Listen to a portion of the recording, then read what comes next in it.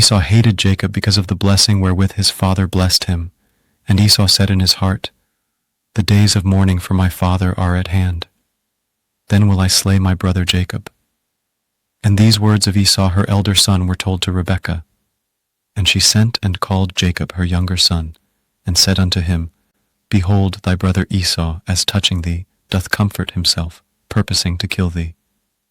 Genesis 27, 41, 42.